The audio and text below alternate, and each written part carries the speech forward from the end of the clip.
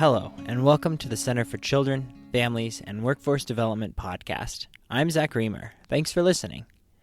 Today's podcast is going to be the first in a series on drug use in Montana. We're starting out with an interview with Marshelle Lambert. Marshelle is a Supervisor Social Worker at the Bureau of Indian Affairs at the Rocky Mountain Regional Office in Billings, Montana, which is a region that covers almost all of Montana and also Wyoming, and it serves 7 tribal agencies, which include Blackfeet, Crow, Fort Belknap, Fort Peck, Northern Cheyenne, and Rocky Boys agencies in Montana, and Wind River Agency in Wyoming. As you'll hear, Marshelle has over 30 years of service working with families and children in Indian country. I talked with Marshelle about meth use and how it's affecting people on the reservations, particularly children whose mothers may have been using meth when they were pregnant, meaning that the babies are born addicted to the drug. I want to be clear that this is a problem affecting people across the state and actually across the country as well. It's also a difficult topic to hear about, but it's really an important one. So let's hear from Marshelle. Marshelle, if you don't mind, could you just start out by telling us a little bit about yourself and what you do with the Bureau of Indian Affairs? Okay, my name's Marshelle Lambert. I've been with the Bureau of Indian Affairs for 5 years. I've worked with children and families for our tribe prior to that for 30 plus years. I started out working at the Northern Cheyenne Agency about 5 years ago, and I worked there for 2 years providing child protection, and then as supervisor for a year. I took a little bit of a break in there, and then I went back to the BIA at Fort Peck. That's my home agency, and I worked there as the supervisor for a year, and then I transferred here to Billings. I'm at the regional office, and I've been here 2 years.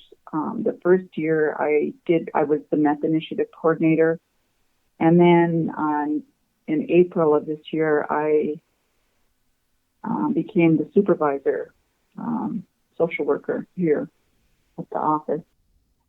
Wow, a lot of years of service. I thank you for all of those years. You're welcome. And so can you tell me a little bit more about what you do as the meth initiative coordinator? Or did you say that was your previous role?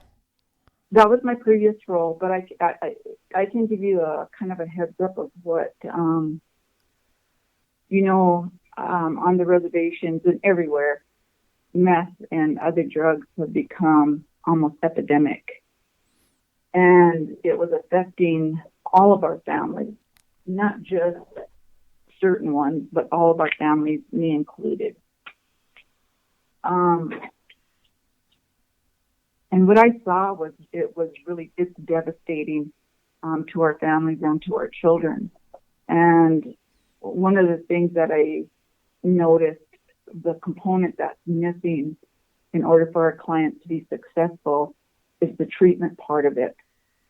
And so when I took the meth coordinator position, I had hoped that I could, work with the Rocky Mountain Tribal Leaders Council, and that consists of, our tribes in our region, and there's a couple of them outside our region, hoping that they would come together to come up with a plan on how we can get the long-term treatment for the parents and the families and the pregnant girls and women, so that they can be successful.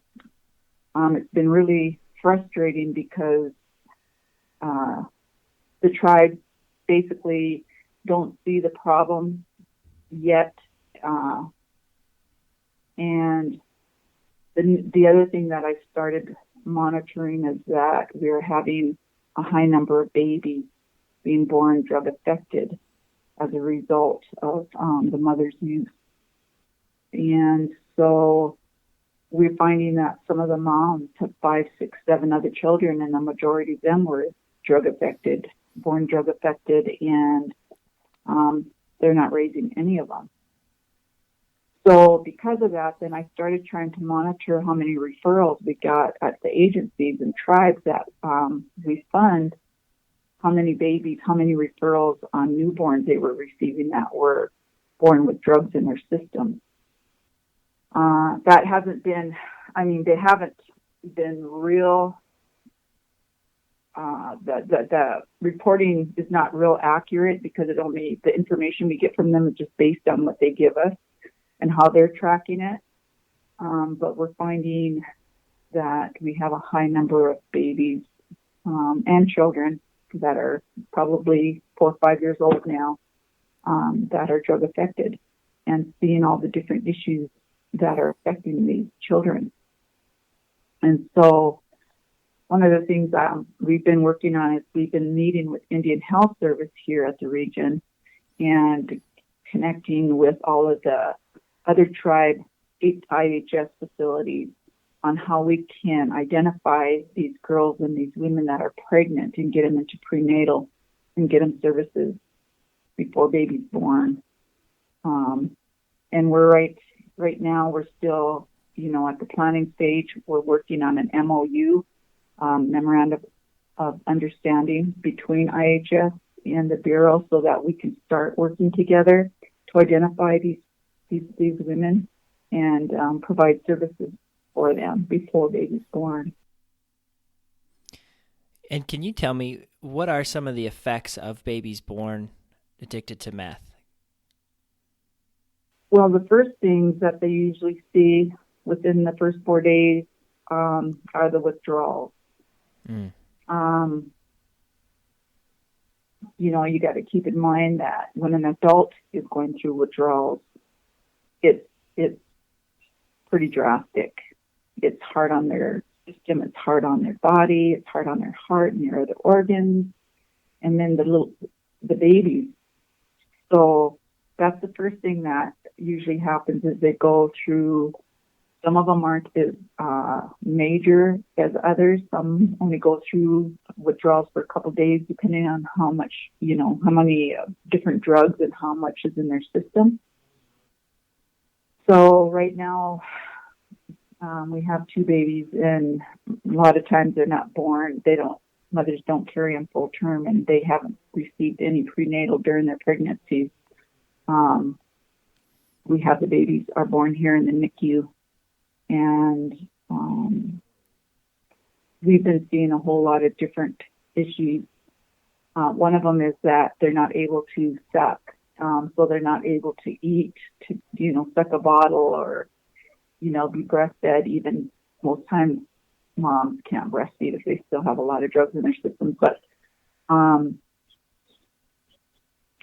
so they have to put feeding tubes in the babies.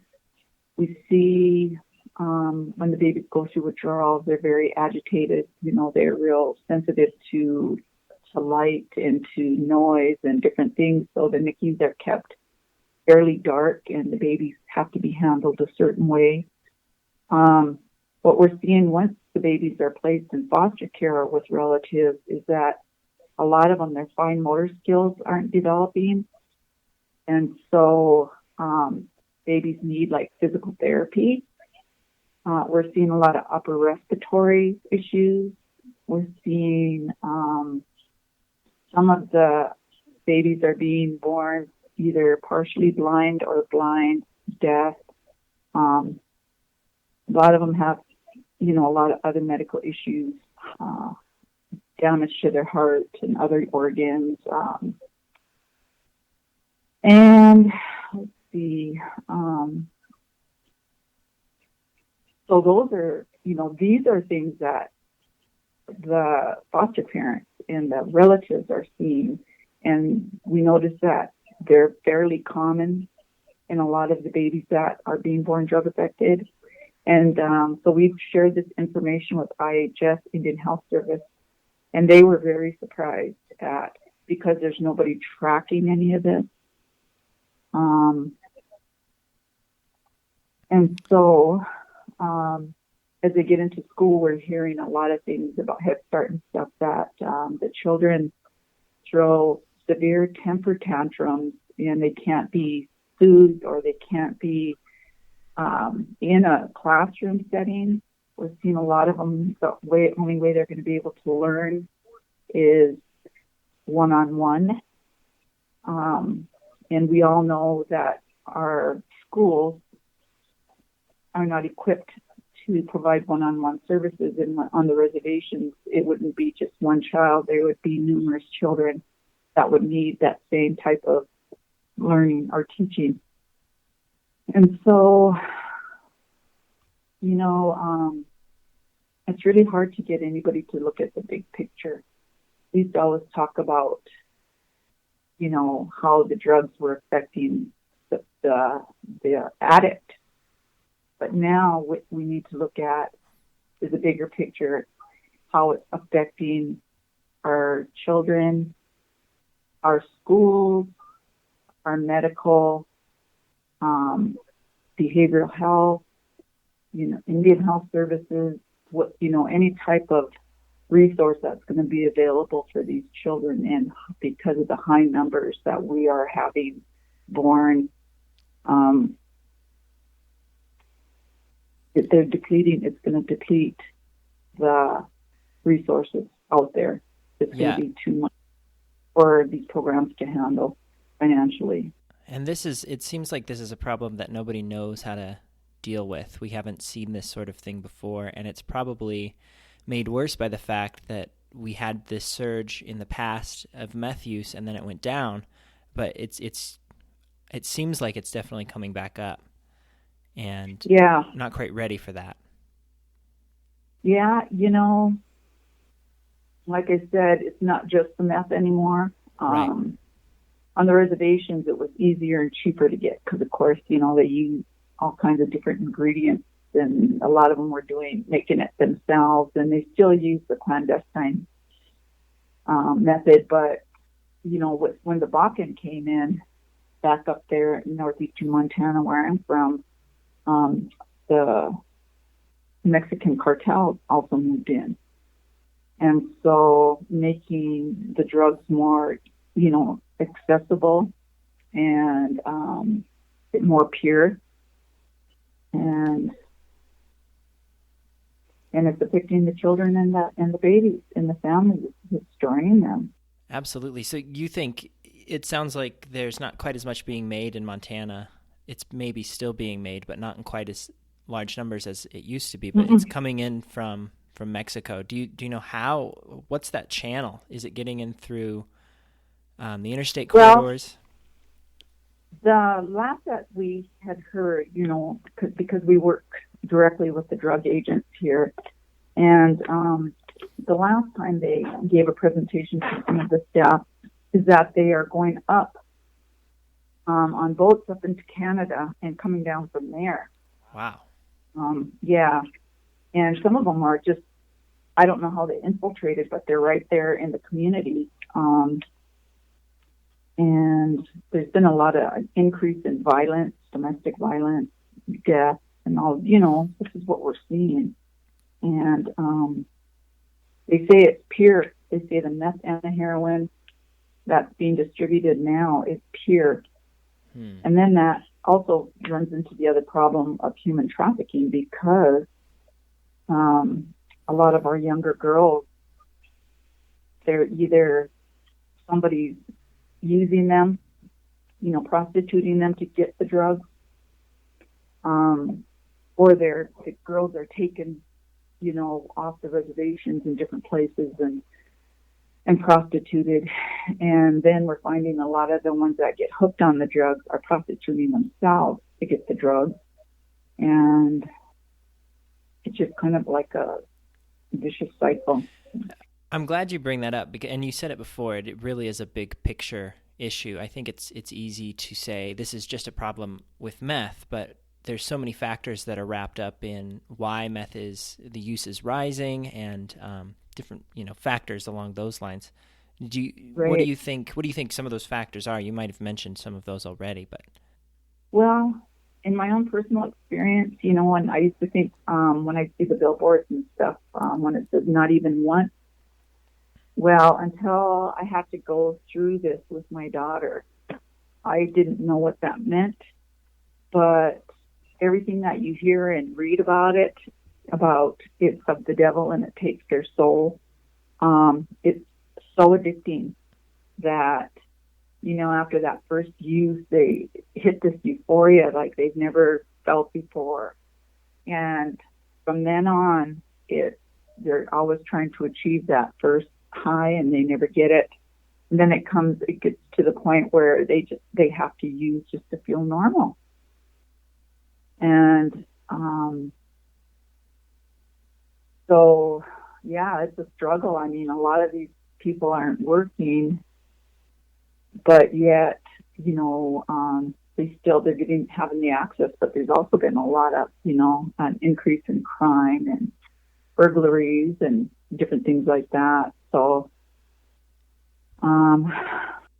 so the economic conditions are difficult. You mentioned people are having difficulty finding work.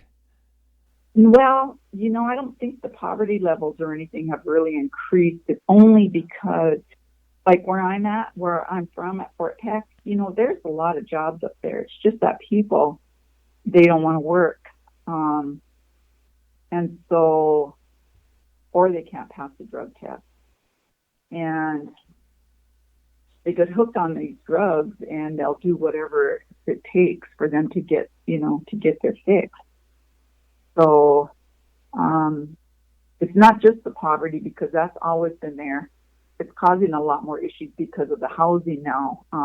If people are used in the homes and they test positive and they board them up, and they don't really have the money to go in and, either tear the houses down and rebuild them, or to go in and do what needs to be done in order to get it livable again. The tribes can't afford that. And so you're seeing a lot of families living together, and like multiple families, and how they're surviving. Like I said, it's some of them, I know a lot, not a lot, but some of the people living on the res, they're selling it for the bigger drug dealers, and that's how they're living.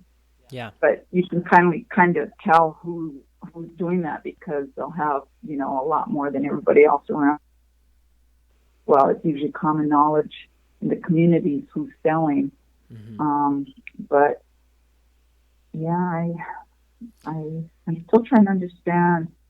But again, going back to my personal experience with my daughter, it does affect their brain and their thinking and their memory and a lot of different things. And she's been clean for 3 years, but we were just talking the other day, and she said, Mom, I still, I can remember things from a long time ago, but my short-term memory still isn't quite there yet. She said, do you think I'll ever get that back? And I told her, I don't know. And so, and we're seeing a lot of increase in mental illnesses, like schizophrenia, that are drug-induced, dementia, bipolar. There's a lot of people and kids being diagnosed with bipolar. And of course, there's always going to be that depression and anxiety that they'll probably have to be on meds for once they're, off the drugs. And, like I said, that drug, it takes their soul. It does. It literally does, I think. Yeah, and then it seems like it's really kind of webbing out into other areas of health and mental health and education. Would you mind going back and talking a little bit about what BIA is doing, maybe in conjunction with some other agencies, to help kind of solve the problem, or at least start to address and tackle some of the issues on the ground? Okay, so when we get a referral, and if the baby had tested positive when the baby was born, we go right to the hospital and do an assessment. If it's apparent, if we get a referral that there's suspected drug use, we still have to go out on the referral. We go to the home or wherever, and if there's some kind of abuse or something happening with the children, we go out and we talk with the children first, and then we try to locate the parent. We give them the opportunity to work with us on a voluntary basis. But a lot of times when they're drugging and stuff, they don't want, really want to do work with us. But so if it's a safety issue with the children, we have to go in and remove. But we also always do a case plan with the parent. And the first thing that we look at is why were the children removed, or why, are we involved with this family?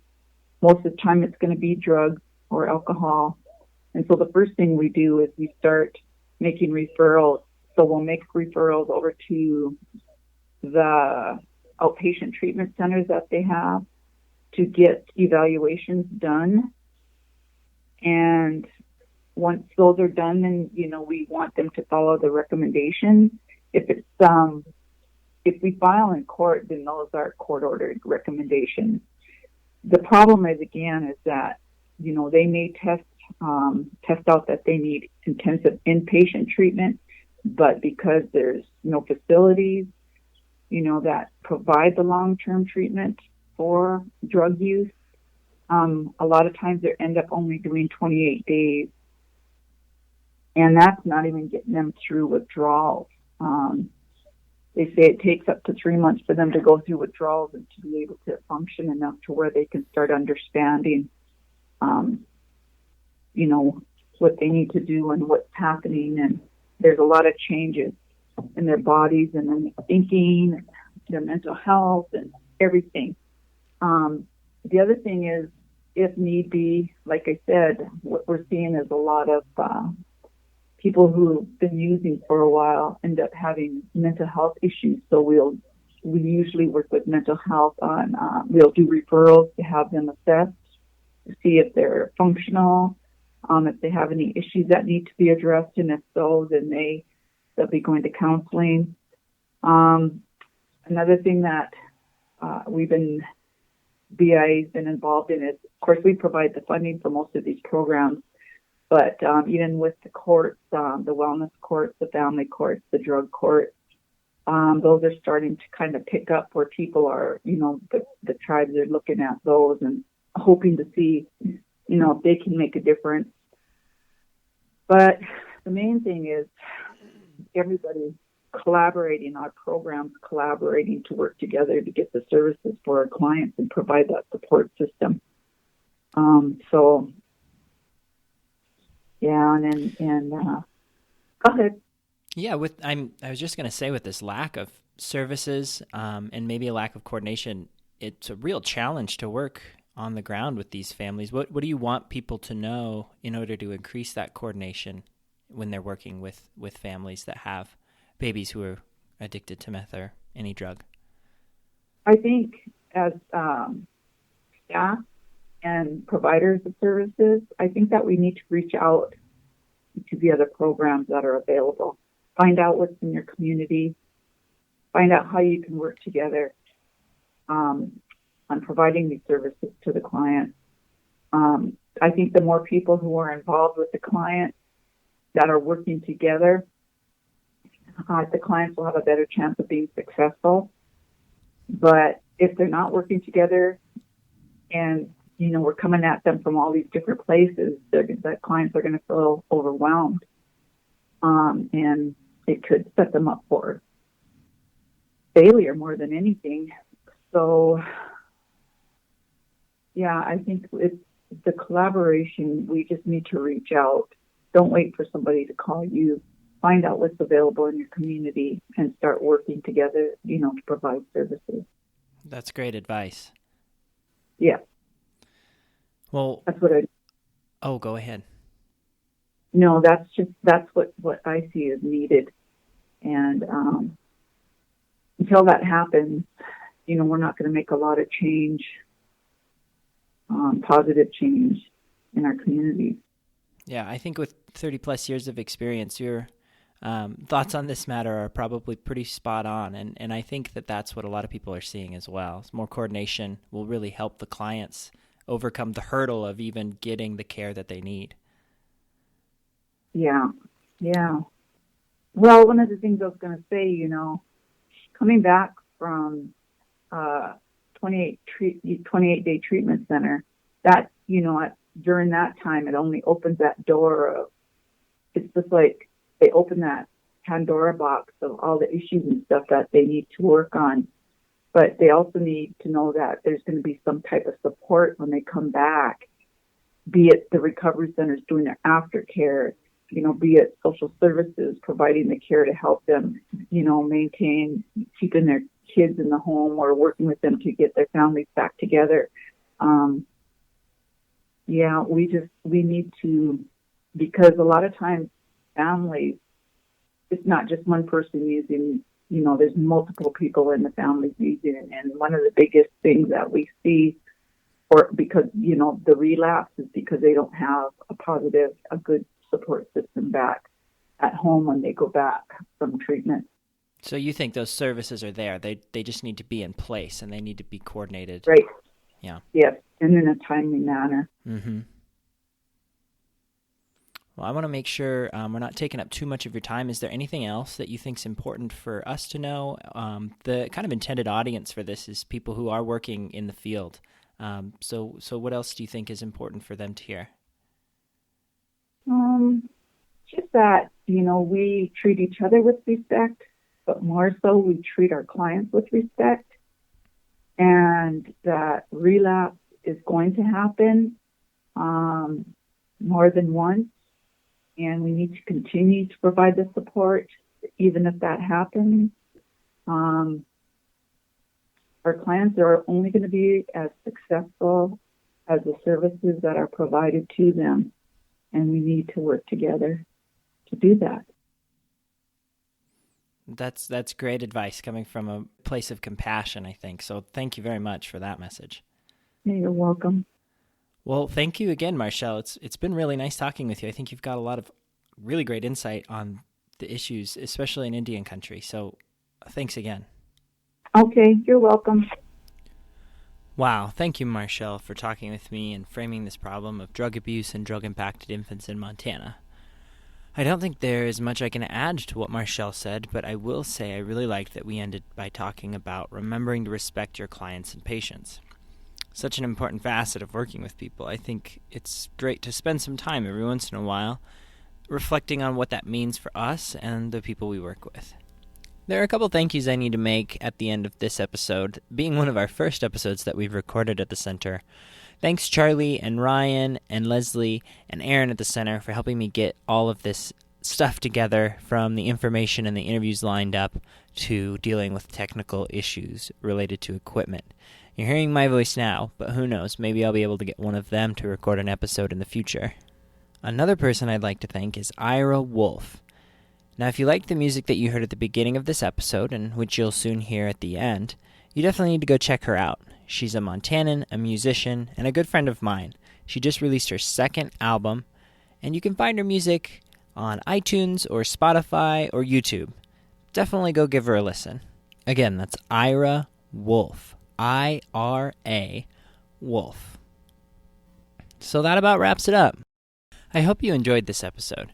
If you did and you want to contact us to learn more or ask a question, just send an email to ccfwd@umontana.edu. That's ccfwd@umontana.edu. You can also find a lot of great information on our website. Just visit us at www.health.umt.edu/ccfwd. The message I want to leave you with is very simple. Take care of yourself. A lot of the topics that we cover are important, but sometimes pretty tough. So do whatever you can to take care of yourself this week. And thanks again for listening. I'll see you next time.